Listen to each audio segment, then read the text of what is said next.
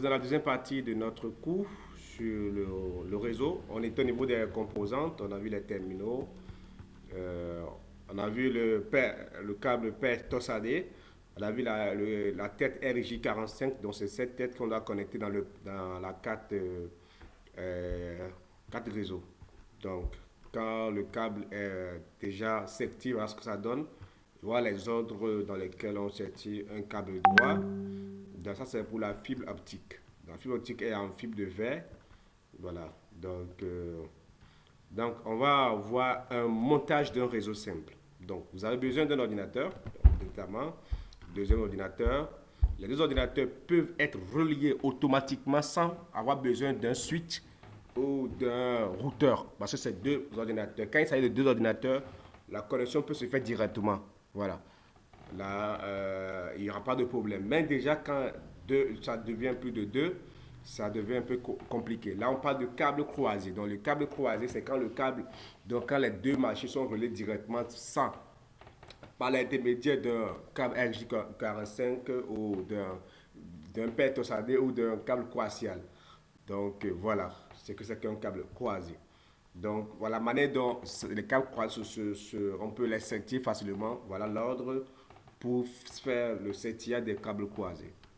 On va voir ça en pratique, si tout va bien, dans le prochain cours, comment settiller un câble en pratique. Donc, risque d'envoi de données en même temps, collision et perte. Donc, l'inconvénient d'un câble croisé, ça peut venir à l'examen. Quel est l'inconvénient d'un câble croisé? Donc, il y a risque d'envoi de données en même temps, collision et perte, parce qu'il n'y a pas un organe qui régularise les envois.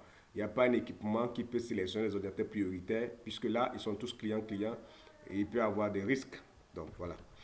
Donc, protocole, règle du contrôle d'accès aux médias. Alors, on va voir le protocole CMA et CD. Carrière 5 multiple access, CMA, accès multiple avec écoute de la porteuse, est une station d'écoute de support physique câble pour déterminer si une autre station transmet des données. Niveau de tension électrique. Si tel n'est pas le cas, elle émet et elle écoute le support. Donc, collision détection. Le protocole CD, détection de collision. En cas de collision, la station envoie un jam signal et remet après avoir attendu pendant un délai aléatoire. Comme le câble croisé a pour conséquence perte des données et collision, alors on essaie d'utiliser le protocole CMA et CD pour remédier à ce problème. Donc, alors, si une troisième machine doit se connecter sur un câble croisé, qu'est-ce qui va se passer? C'est impossible. On ne peut pas sélectionner ici pour un jour, j'ai essayé de faire. Bon, ça a marché, mais seulement que pas, il y a tellement de paires de données. J'ai essayé de sélectionner les câbles en deux par expérience pour joindre ça, à faire un montage en série de trois machines. Bon, ça a donné, mais ça n'a pas été rapide. Alors, qu'est-ce qui va se passer? Besoin d'un concentrateur. Donc, il faut un concentrateur pour pouvoir travailler en ce moment. Voilà un switch qu'on va utiliser. Donc, quand il y a déjà plus de deux machines, il faut faire appel à un concentrateur. Voilà, donc les concentrateurs ont les ports pour pouvoir, pour qu'on puisse connecter facilement. Il y a les concentrateurs de 3 ports, de 6 ports, de 12 ports, de 24 ports, de 32 ports, de 128 ports. Voilà, c'est ça qu'on utilise dans les cyber pour pouvoir gérer plusieurs machines à la fois. Voilà, câble droit. Là, on parle de câble droit, parce que chaque câble part automatiquement être relié au concentrateur.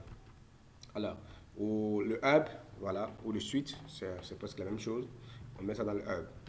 Alors, commutateur. Là, on a parlé de concentrateur, on va parler de commutateur.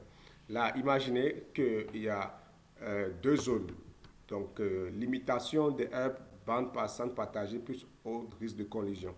Donc, bande passante dédiée par port commutateur switch. Donc, ici, il est possible de décider, comme il y a les ports, port numéro 1, port numéro 2, d'attribuer le débit à chaque port, de réglementer la consommation des données. Alors, cascade, un switch à 24 ports et 30 utilisateurs. Donc, voilà un peu les switches, comme on disait, on peut avoir les switches de, oui, il y a également les 24 ports.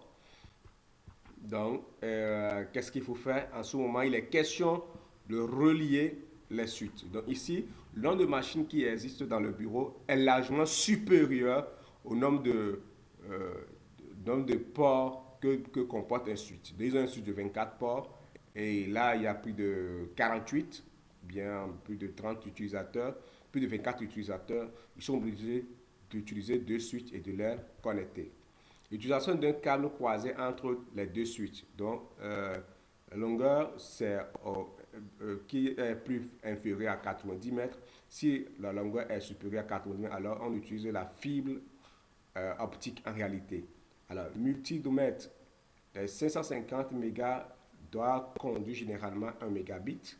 À monomode, là quand vous êtes en multimode, la connexion, le débit est inférieur si la distance. Quand vous êtes en multimode, la distance doit être inférieure à 550 mètres pour que la fibre optique puisse transmettre une connexion largement inférieure ou égale à 1 giga. Voilà. Donc imaginez Camtel qui est en ville et nous on est ici à Isman. On veut, disons, les semaines comme tel, on veut interconnecter deux suites. L'autre qui est à Isman Campus B et l'autre qui est à Isman Campus A. Alors, l'Isman Campus B est ici, A est ici, parce qu'il n'y a plus de machine. Campus B est ici. Alors, on va prendre quelle distance? La distance ici, on n'est pas à multimode parce que on est supérieur à 500 mètres, donc on doit être à 10 km. Ça fait 10 km, bon, je ne sais pas trop. Bon, plus ou moins, on peut prendre ce cas. Alors, on doit être à monomode pour pouvoir fonctionner. Les vitesses de débit du port, les duplex mode et auto MDX. Les LAN. Voilà le répartiteur général, sous-répartiteur 1 et sous-répartiteur 2. Qu'est-ce qui se passe ici sur le niveau des répartiteurs? Ça, généralement, on les appelle également les hacks. Les hacks, ou bon, d'autres, je pense que dans le langage facile, ce sont les boîtes. C'est un autre nom, là, j'ai oublié complètement le nom. C'est dans cet endroit qu'on stocke en réalité tout ce qui est switch hub pour les serveurs. Ça, c'est les ports d'alimentation pour connecter les machines pour pouvoir vérifier. Alors ici, vous avez la distance et vous avez ici un panneau de passage UTP, panneau de passage fibre. Bon, là, les fibres doivent passer. Les switches avec port FO et l'alimentation. L'alimentation est là. Et ici, il y a les câbles de brassage. Donc, par où il ne faut pas passer les câbles. Ici, il y a le jarretio FO. Bon, là, c'est un peu avancé. Les formats de données. Nous avons les trames, enveloppes électroniques. Nous avons les adresses de destination, adresses sources et les données. Donc, vous devez comprendre que toute machine que vous disposez a ce qu'on appelle une adresse MAC. L'adresse MAC, quand vous connectez la machine à votre switch garde en tête automatiquement l'adresse MAC de la machine afin de pouvoir notifier l'administration du réseau que telle machine a été connectée en gardant l'adresse MAC. Donc, là, on va voir un peu un exemple d'adresse MAC, format de l'adresse MAC universelle ou hexadécimale. L'adresse MAC, avec l'adresse MAC, on est capable d'identifier votre ordinateur, même de l'éteindre à distance, même de supprimer votre ordinateur. Même si on formate l'ordinateur à 1000 reprises, l'adresse MAC ne va jamais changer. L'adresse MAC est liée à la machine. Donc, comment trouver l'adresse MAC de votre machine? Donc, vous devez faire ipconfig all. Donc, je vais voir si je peux faire appel à...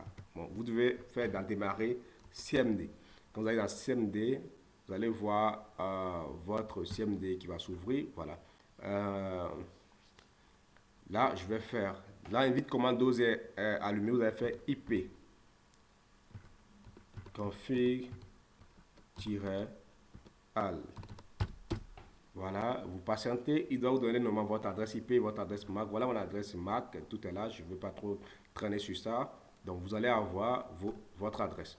Alors, nous continuons toujours. On vient de finir avec la notion d'adresse MAC. Les switching tables. Bon, là, on va parler des tables d'adressage. Vous avez un ordinateur A, un ordinateur B, qui sont tous connectés sur une même ligne. Ça se fait seulement dans les cyber. Il y a des ports qu'on connecte les machines dedans. Et ce port contient directement les câbles vers votre suite. Bon, là, il y a les interfaces de station et avec les types de données de transmission. Les switches table 2, c'est pareil, on ne va pas perdre le temps sur ça. Alors, Nous allons nous arrêter là dans ce cours. On va se retrouver dans, dans un autre cours notamment pour parler exactement des typologies de réseaux. Parce que ici, nous avons parlé exclusivement des réseaux LAN, comment ça peut fonctionner. Donc l'autre cours que nous allons aborder, nous allons parler des typologies des réseaux, les topologies de réseaux et nous allons aborder l'adressage IP. Ok, merci beaucoup à vous et à bientôt.